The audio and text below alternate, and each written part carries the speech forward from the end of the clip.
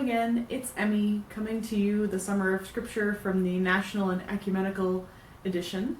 I wanted to do another short introduction to a book of the Bible, this one on Exodus.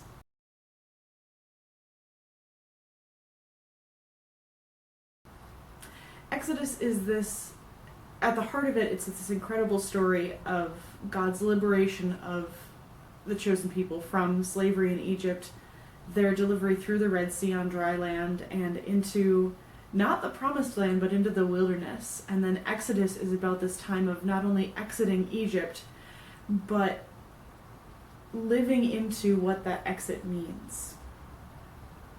One of my favorite books for reading the Bible is this, Manna and Mercy, A Brief History of God's Unfolding Promise to Mend the Entire Universe. It's by a Lutheran pastor named Daniel Erlander.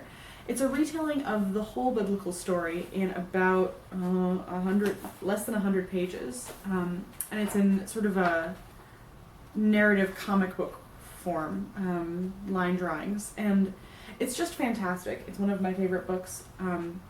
I'll put a link to it below. But for Daniel Erlander, the story of the Exodus and the liberation from slavery in Egypt and the deliverance into the wilderness is the primal story for Israel. This is the central way to understand what it means to be a people of God.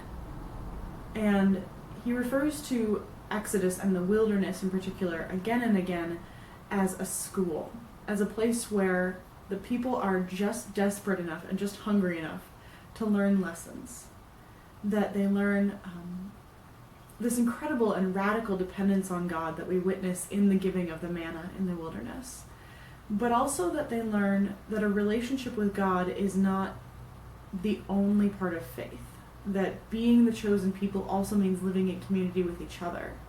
And this is particularly unlearning their lessons in Egypt, where they had been enslaved, where they had witnessed the hierarchy of Egyptian rule and this sort of king/god that was Pharaoh, and the stacks of power and bureaucracy that fell underneath. And the wilderness school is a place where the people of Israel relearn what it means to be human, really, and to live in community with one another, and to accept that each person receives what they need, and not more and not less. There are really difficult stories in Exodus too that don't easily fit our expectations for what we think or what we want God to be up to. They're violent stories. Even with the deliverance of the Red Sea, when Miriam and all of the women have taken tambourines in Exodus 15 and are singing and dancing on the banks of the Red Sea, of how they will sing unto the Lord, for he has triumphed gloriously, horse and rider he has thrown into the sea.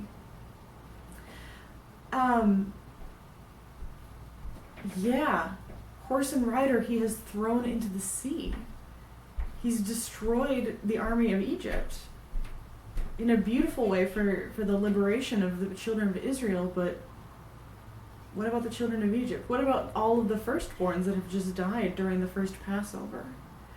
And there's a beautiful Midrash, Talmudic commentary that says the angels began to join in with Miriam and with the women in singing and dancing in heaven. And God looked at them and said, "My children are drowning, and you sing songs of praise." And this is where I think Summer of Scripture is so essential for us, that we're reading in community. And I love the commentary that's going on Facebook, and I hope that continues to expand. And if it spills over to Twitter and Tumblr, awesome. If it stays in the Facebook group, that's amazing too. But to be commenting and to be sharing stories with each other about what caught our attention, or what knowledge do we have about this passage, or what wonderings and questions and struggles do we have.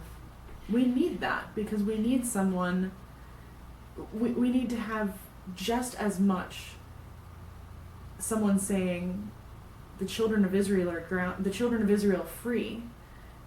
of Egypt are drowning. We need to have that community where people are seeing the different sides of the story, and we can wrestle together, like Jacob. We can wrestle together with what that story means about the people of Israel, about the God of Israel, and finally about us. So I am glad to be wrestling with you all. Thank you.